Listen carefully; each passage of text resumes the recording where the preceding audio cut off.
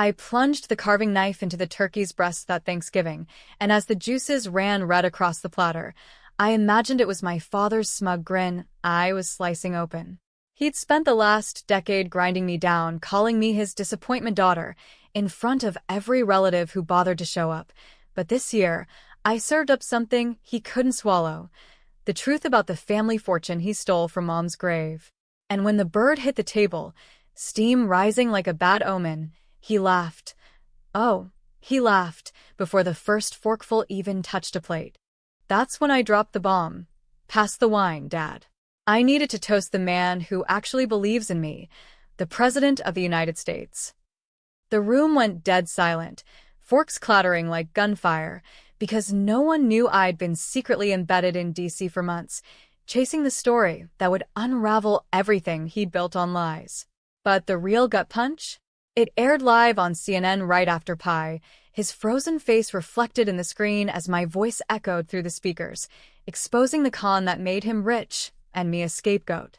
By midnight, the feds were at our door, and I watched from the porch as they cuffed him, his eyes bulging like a fish on a hook, betrayal tasting a hell of a lot like cranberry sauce gone sour. The scent of overcooked green beans and regret hung thick in the air of our family's McMansion in Bethesda, Maryland, that crisp November evening in 2025. I'd flown in from D.C. on a red-eye, my laptop bag slung over one shoulder like armor, because showing up empty-handed to the Hargrove Thanksgiving felt like walking into a lion's den with a stake tied around your neck. Dad, Richard Hargrove, self-made real estate mogul, pillar of the community and certified asshole, had texted me 2 days prior. Don't forget the pie, Quinn. And try not to embarrass us with your little activist bullshit this year. As if my job as an investigative podcaster was some phase I'd outgrow, like braces, or that time I dyed my hair blue in college. I was 28 now, with a string of bylines in The Atlantic and a growing Patreon following for my series on corporate corruption, but to him, I was still the kid who'd tanked his legacy by refusing law school. Mom's death from ovarian cancer when I was 16 had sealed it. He blamed me for her distraction, claiming my teenage rebellion, protests against fracking on our old Pennsylvania land, had pulled her away from treatments. Lies, all of it. She'd been fighting in secret, shielding him from debts he'd racked up on bad investments. But grief twists people, and Dad? He'd twisted into a monster who funneled her inheritance into his empire, while I scraped by on student loans. The dining room was a shrine to his success. Mahogany table imported from some auction in Greenwich, crystal goblets that cost more than my monthly rent, and a crystal chandelier dripping like frozen tears. Aunt Linda and Uncle Ted were already tipsy on Merlot, regaling us with tales of their cruise to the Bahamas, while Cousin Mikey scrolled TikTok under the table, oblivious to the undercurrents. Dad presided at the head, his salt and pepper hair slicked back, tie loosened just enough to look approachable. Approachable like a great white shark in a suit. Quinn, honey, he boomed as I set down the store-bought pumpkin pie. Screw baking, I had deadlines. You look exhausted. Still chasing ghosts in that podcast of yours? When are you going to get a real job? The table tittered politely. I forced a smile, the kind that doesn't reach your eyes, and slid into my seat beside Mom's empty chair, which no one ever filled. It's going great, actually, Dad. Just wrapped a series on whistleblowers in Big Pharma. You know, the kind of people who expose cover-ups before they kill more families. His fork paused midair, loaded with mashed potatoes. Whistleblowers. Right. Like that poor sap who leaked the Panama Papers? Ended up broke and forgotten. Pass the gravy, would you? I did, watching the thick brown sludge pool like blood. The conversation veered to safer waters, Ted's golf handicap, Linda's new Pilates obsession, but Dad's barbs kept coming, sharp as turkey bones. Quinn's always been the dreamer, he said to Mikey, who looked up blankly. Wanted to save the world one blog post at a time. Remember that time she chained herself to a tree in high school? Thought she was Greta Thunberg or something. Laughter rippled again, warmer this time, because who doesn't love a family roast? But mine burned deeper, a slow simmer of rage I'd bottled since Mom's funeral, when he'd whispered in my ear, "This is on you, kid. You distracted her." I'd carried that guilt like a backpack full of bricks, letting it crush my confidence through Yale, through internships that went nowhere because his connections mysteriously dried up. What I didn't know then, what I'd uncovered 6 months ago in a dusty safety deposit box Mom had hidden, was that he'd forged her will, siphoning her settlement from a class action suit against the oil company that polluted our land. A crime he'd pinned on her instability, forcing me to sign off as executor at 16, too grief-stricken to question it. I'd been digging ever since, piecing together emails, bank records smuggled from his office by a disgruntled ex-assistant. It led me to D.C., to a tip about federal investigations into real estate fraud tied to political donors. And that's when I hit the motherlode. Dad wasn't just a thief. He was a fixer for the elite, laundering money through luxury condos for senators and CEOs. One name kept surfacing, the president himself, or at least his campaign slush fund. I'd pitched it to my editor, but she laughed it off. "Quinn, that's dynamite. You'd need the Oval Office to verify." So I got it. Embedded as a youth advisor through a shady nonprofit, I charmed my way into briefings, recorded off-the-cuff chats with staffers. Last week, in a Rose Garden walk-and-talk, the president, let's call him Harlan, a folksy Texan with a drawl that hid steel, leaned in and said, "Kid, if you've got dirt on those Wall Street vampires, you spill it. America's tired of the grift." I did, anonymously at first, but he pressed. On the record. With me. The interview was set for post-Thanksgiving, a quiet fireside chat to air on CNN as a voice for the voiceless. But Dad didn't know any of that. Not yet. Dessert came, pie sliced unevenly because my hands shook with the secret. As we dug in, the TV droned in the living room, CNN, Dad's go-to for staying informed, which meant yelling at Anderson Cooper. A commercial break ended, and the anchor's voice cut through. In a stunning development tonight, President Harlan sits down exclusively with investigative journalist Quinn Hargrove to discuss corruption at the highest levels. The room froze. Forks hovered. Dad's face drained of color, his spoonful of pie tumbling to the carpet with a wet splat. "What the, Quinn?" I stood slowly, remote in hand, cranking the volume as my own voice filled the space, calm, measured, American as apple pie with a side of arsenic.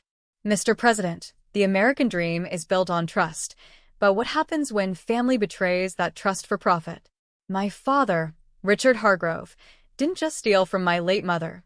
He funneled those funds into a network that greased palms all the way to Pennsylvania Avenue." Harlan nodded gravely on screen, his drawl thick. "Quinn's got guts, folks. And evidence. We're talking millions in laundered cash, properties bought with dirty money. The DOJ's looking into it as we speak." Dad lunged for the remote, but I held it high, my 5'4" frame suddenly towering in the moment. "Sit down, Dad. It's done." Aunt Linda gasped, hand to her pearls. Uncle Ted muttered, "Jesus, Richie, is this true?" Mikey Liv tweeted it, his phone buzzing with notifications. Hargrove scandal trending. Dad's eyes locked on mine, wild with something between fury and fear. "You little bitch. You think this ruins me? I've got friends." The doorbell rang, sharp and insistent. Through the frosted glass, blue and red lights pulsed like a heartbeat gone wrong. 2 suits in trench coats, badges glinting, stood on the porch. "Mr. Hargrove? FBI. We need to talk." I stepped aside as they entered, the chill from outside seeping into the warmth. Dad rose, sputtering denials, but they Mirandized him right there amid the crumbs and candle wax. As cuffs clicked shut, he twisted toward me, veins bulging in his neck. "This isn't over, Quinn. You just signed your own death warrant." They hauled him out, the screen door slamming like a guillotine. The family stared, a tableau of shattered illusions. I poured myself another glass of wine, the tartness cutting through the shock. Revenge, they say, is a dish best served cold. But mine? It was piping hot, served family style, and it tasted like justice laced with poison. That night, alone in my old bedroom with its faded posters of Joan Didion and faded dreams, I scrolled through the fallout. Emails from producers offering book deals, texts from old friends. Holy shit, Quinn. and one from an unknown number. You think you know the whole story? Check the box under Mom's headstone. A friend. Sleep evaded me. Dawn broke gray over the cul-de-sac, and I drove to the cemetery in Arlington, the one where Mom lay under a modest granite slab etched with beloved wife and mother. The friend wasn't wrong.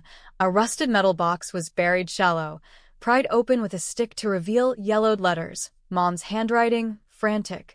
Quinn, if anything happens to me, no, Richard didn't kill the deal on the land. I did. To protect you from his enemies. Protect me? From what?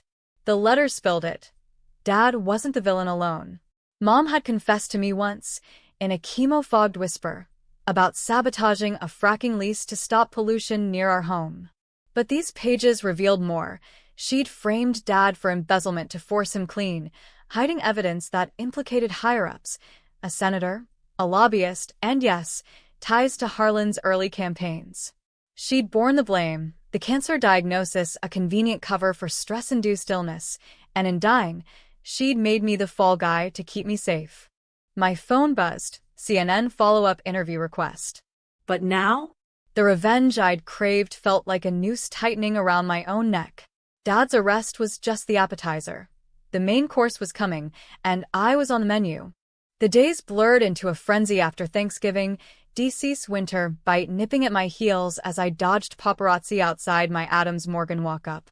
My podcast downloads spiked 500%, sponsors clamoring for spots, but every notification was a double-edged sword, praise from strangers, venom from Dad's network. Trader Spawn, one anonymous tweet read, liked by a blue-check realtor I'd never met. I blocked it, but the doubt lingered. Mom's letters burning a hole in my tote bag like contraband. I met with my lawyer, a sharp-elbowed woman named Elena Vasquez from the ACLU, over coffee at a hole-in-the-wall in Georgetown. Quinn, you've got leverage, she said, stirring her latte with the precision of a surgeon. The feds are building a RICO case against your father, racketeering, money laundering, the works. But that interview? It paints you as the hero. Use it. Hero. The word tasted like ash. What if I'm not? What if Mom set this whole thing up to screw him over, and I'm just the pawn? Elena's eyes narrowed behind her glasses. Then you're still the one with the Mike Powers power, kid. Wield it. She wasn't wrong. By week's end, I was back in the White House press pool, credential dangling like a scarlet letter. Harlan's team had fast-tracked a follow-up, ostensibly to clarify the record, but I knew better. Optics. The president needed to distance himself from the Hargrove taint before midterms. I prepped in a holding room, reviewing Mom's letters on my phone, the screen glowing eerie in the low light. One line haunted. Richard's not the monster. He's the mask. The real beast is the system that made him.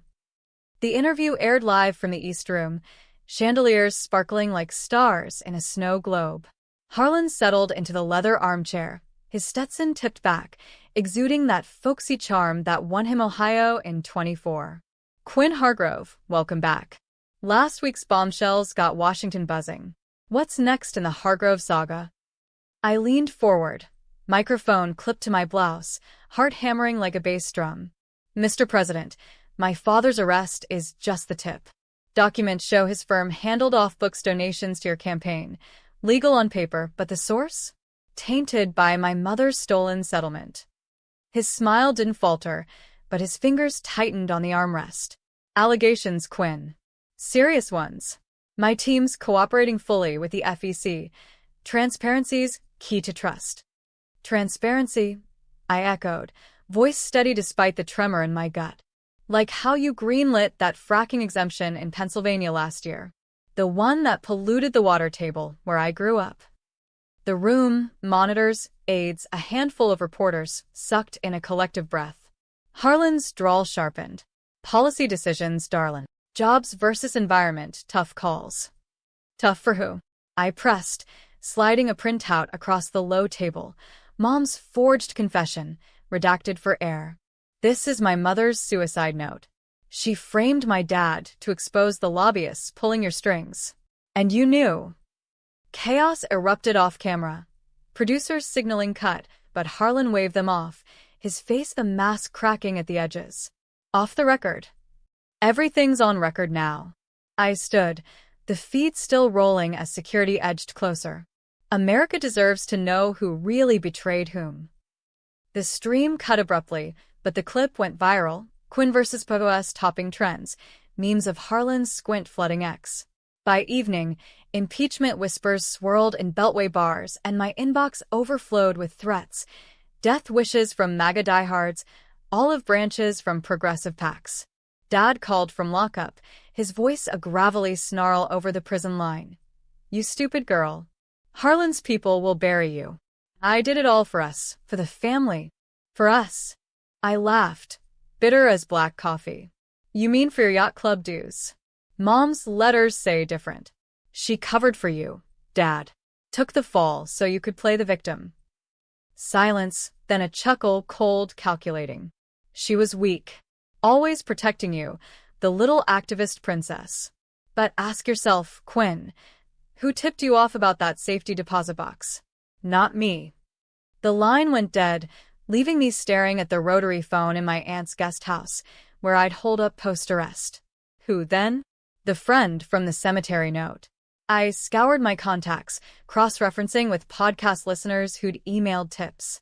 One name popped: Victor Kane, Dad's old partner, the slick lobbyist who'd vanished after Mom's death, rumored to be ghostwriting for Harlan's energy bills. I drove to his McLean estate that night, rain slicking the windshield like tears. The gate buzzed open after a hesitant "Quinn? Christ, get in here." Victor was a ghost of his former self, paunchier, hair thinned, nursing scotch in a leather study lined with signed photos of every president since Reagan. Saw the interview. Ballsy. Stupid, but ballsy. "You sent the letters?" It wasn't a question. He nodded, swirling his glass. "Your mom was my conscience. We were in it together, Richard and I, cooking books for the oil barons. She found out, confronted us. Instead of ratting, she flipped the script, forged the will, pinned it on Richard to force him clean. Saved his ass from prison, but it broke her. Cancer was the exit ramp." "Why tell me now?" Victor's eyes gleamed, cunning as a fox in a henhouse. "Because Harlan's circling the wagons. Your dad's the fall guy, again. But you? You're the wild card. Help me flip, and we take down the whole damn pyramid." I hesitated, the rain pattering like accusations. Victor was no saint. His hands were as dirty as Dad's. But Mom's words echoed. The real beast is the system. Joining him meant allying with the devil I knew, betraying the purity of my revenge. Or did it? What's the play? He slid a USB drive across the desk. Encrypted files, donor lists, wire transfers linking Harlan directly to Hargrove Holdings. We leak it to the Times. Anonymously. You get the byline, I get immunity. We shook on it, his grip clammy. As I left, tires hydroplaning on the driveway, doubt gnawed. Was this vengeance or just trading one mask for another? Dad's arrest had felt clean, cathartic. This? It reeked of compromise, the kind that leaves you wondering if you're the hero or the next villain in line. Back in the city, Elena vetted the files overnight. Ironclad. She texted at 3 a.m. But Quinn, Victor's playing you. He's in these docs too. Co-conspirator. Of course he was. The flip was mutual, a snake eating its tail. I forwarded it anyway, hitting send on the leak as dawn bled pink over the Potomac. By noon, headlines screamed, White House scandal. President tied to Hargrove fraud. Harlan's presser was a disaster, defiant bluster masking panic. Dad's bail hearing got bumped. No one was springing him now. But Victor called that afternoon, voice laced with triumph. We did it, kid. DOJ's raiding tomorrow. Then the twist. Sirens wailed outside my building. Not feds, local PD, responding to a wellness check. Inside, my laptop smoked from a remote wipe and a note taped to the screen. Snitches get stitches. Walk away. Ash. Harlan's inner circle. They'd hacked me, traced the leak. As cops escorted me out, neighbors gawking like I was some D-list celeb meltdown, I realized the revenge I'd ignited wasn't mine to control. It was a wildfire, and I was fuel. The safe house Elena arranged was a nondescript duplex in Silver Spring, the kind of place where dreams go to molder under fluorescent kitchen lights. I paced its linoleum floors for days, a ghost in yoga pants, fielding calls from producers who now treated me like radioactive gold. Quinn, the book's a surefire bestseller. Advance doubled, one gushed. Another from NPR. We want your take on the flip-flopper-in-chief. Flip-flopper. The irony stung. Wasn't that me now, allying with Victor only to watch him slither toward a plea deal that left me exposed? Dad's trial loomed like a storm cloud over Annapolis courthouse, set for early January.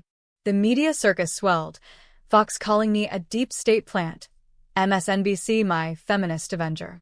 I avoided it all, holing up with takeout Ty and Mom's letters, rereading them until the words blurred.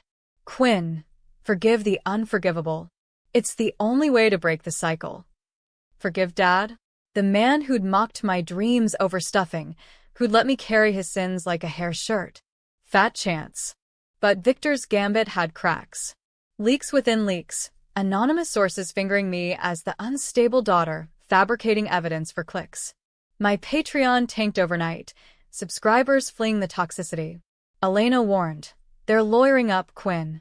Harlan's team is painting you as obsessed, vengeful. Testify against your father, and you're credible. Stay silent, and you're complicit. Complicit.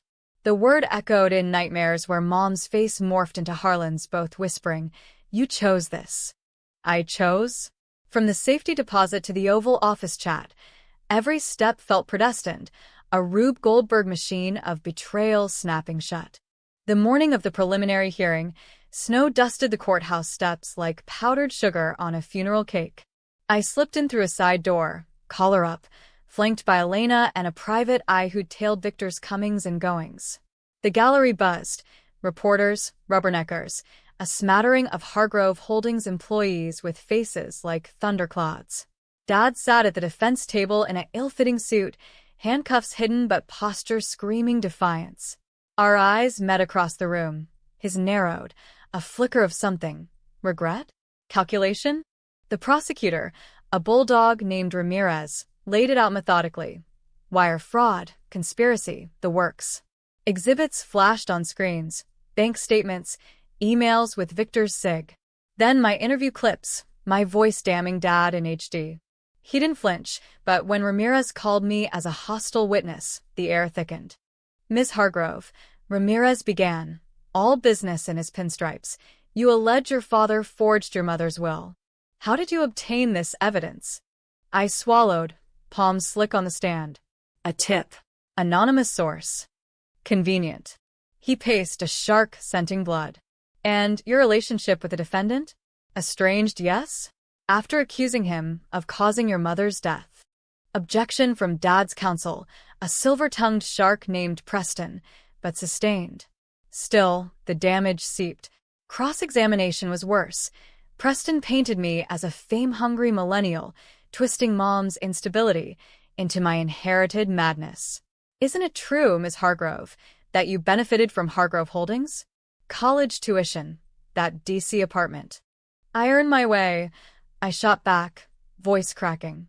He cut me off years ago. Dad leaned into his mic then, unprompted. Liar. I gave you everything, and you repay me with a circus?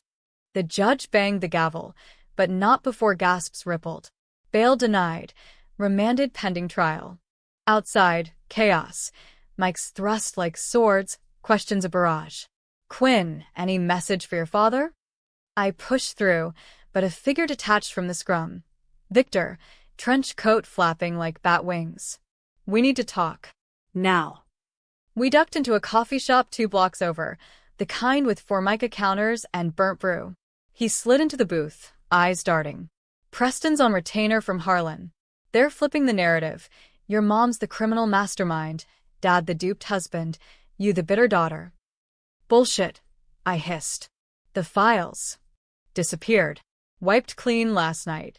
My safe's ransacked. His hand trembled on the mug.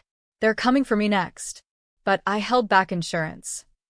He passed a burner phone. Single video queued. Watch. Alone. I did. Later in the safe house, the grainy footage unspooling like a bad dream. Mom, gaunt in a hospital bed, for dripping, whispering to a hidden camera. Quinn, if you see this, it's because Richard's won. But he didn't act alone. Harlan's aide, Ellis, brokered the whole thing. Forged docs, payoffs. Victor knows. Don't trust him. He's the link. The screen faded to static. Victor, the link. The betrayer who'd played both sides, feeding me crumbs to bake his escape. I confronted him via text. Mom's vid. You're done. His reply. Meet me. Pier 7 midnight. Evidence to bury them all. Trap? Probably. But the rage boiled over. Pure and clarifying. I armed myself, not with a gun, God no, but pepper spray and a live stream app on my phone. The Anacostia riverfront at midnight was a noir fever dream. Fog rolling off the water, sodium lamps buzzing like angry wasps, derelict warehouses looming. Victor waited by the railing, silhouette sharp against the black current. You came, he said, no smile this time. Good. Here's the drive, unredacted. Names, dates, the senator who. Headlights pierced the gloom, tires crunching gravel. A black SUV idled, doors flinging open. 3 suits, Harlan's security detail, earpieces glinting, fanned out. Kane, hands up. Victor bolted, me after him, lungs burning as we dashed toward the pier's edge. This is it, he yelled over his shoulder. The flip. A shot cracked, suppressed, professional. Victor crumpled, a marionette with strings cut, blood blooming dark on his coat. I screamed, phone tumbling as I hit the deck, fumbling for spray. The suits closed in, faces masked. Hargrove girl, make it easy. I sprayed wild, acrid cloud erupting, one staggering back cursing. The live stream captured it all, grainy chaos, Victor's gurgle, my pleas. Sirens wailed distant, closing fast. I scrambled up, drive clutched in fist, diving into the river's icy embrace. The current dragged me under, lungs screaming, but I surfaced gasping, clinging to a pylon as choppers thumped overhead. Rescue came at dawn, Coast Guard hauling me aboard, hypothermic and howling. The video hit every network by breakfast. Anacostia ambush. Harlan's press secretary spun it as rogue actors. But the drive? Decrypted by feds en route to the ER, it cracked the case wide. Ellis indicted, Harlan's approval in freefall. Dad's call from jail that afternoon. Quinn. Victor? Dead. Because of your mess. Pause, then soft. I'm sorry. For everything. Mom. She loved you fierce. Tears came, unbidden. Sorry? Too late. But as I hung up, the cycle cracked. Just a hair. The fallout from Pier 7 reshaped everything, a seismic shift that left Washington reeling and me adrift in its aftershocks. Harlan resigned in a primetime address 2 weeks later, chin jutting like a man facing a firing squad, blaming systemic failures while Ellis lawyered up in federal holding. Dad's trial accelerated, plea bargain in play, 20 years, no trial, if he sang on the remaining players. Victor's suicide by cop, ruled suspicious, but the drive's contents buried that narrative under avalanches of subpoenas. I testified remotely from a secure VA hospital room where docs patched my hypothermia scars. The feed showed Dad in orange, diminished, eyes hollow as he allocated. I forged the will. Laundered funds. All to protect my family from me. Lies laced with truth. He spared me the full rot, taking the weight of Mom's framed job to his grave or cell block. Sentencing was a media blackout, but leaks painted it grim. Judge's gavel falling like thunder. Dad led away, without a glance my way. I watched from Elena's office, wine glass trembling. It's over, she said, squeezing my shoulder. Over? The podcast relaunched to millions, book deal locked at 7 figures, TED Talk invites stacking like cordwood. Success, American style, vindication wrapped in velvet ropes.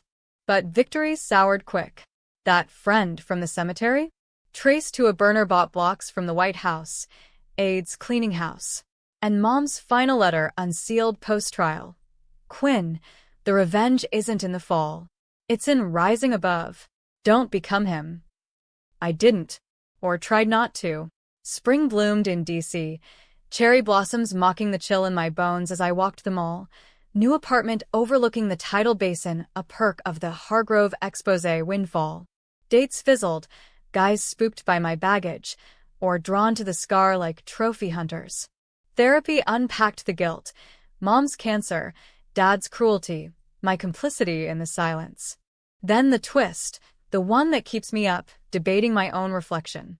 6 months post-sentencing, a package arrived. Unmarked, postmarked Annapolis. Inside, Dad's signet ring, engraved for Quinn, legacy reclaimed, and a USB. Not evidence this time, letters. His, to me, recorded in a jailhouse booth, voice raw.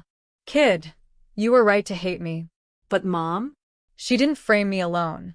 Harlan's people approached her first, offered the settlement if she'd bury the fracking probe.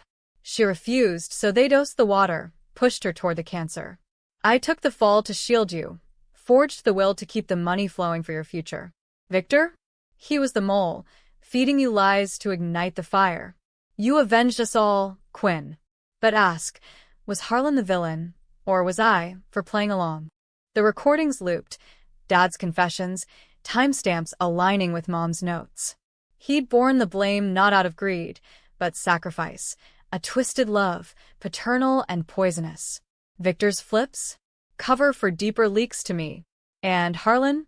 Resigned, but whispers of a pardon loomed, his retirement, smelling of K Street sinecures. I sat with it for weeks, the ring heavy on my finger during late-night broadcasts. Listeners called and divided. Quinn, burn it, let him rot. Others. Redemption arc? Or too convenient? Me? I leaked the files anonymously, no byline, watching the debate explode anew. Dad got early release rumors quashed, Harlan's book tour canceled amid fresh probes. Ending? There isn't one clean. I visited him once through plexiglass at Jessup, his face lined like old leather. Worth it, he asked, voice a rasp. For Mom? Yeah. Pause. For us?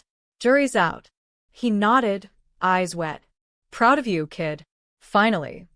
I walked out into Maryland sun. The ring sold that afternoon to fund scholarships for girls in investigative journalism. Revenge closed the circle. But forgiveness? That's the open wound, the controversy that lingers. In America, justice is a spectrum. Heroes bleed, villains repent, and the line blurs under spotlights. I chose the light, but shadows follow. Always. And on quiet nights, scrolling X for the latest Hargrove takes, I wonder, if I'd carved deeper that Thanksgiving, would any of it have changed? Or was the real betrayal mine, for believing in black and white when life's all furious gray?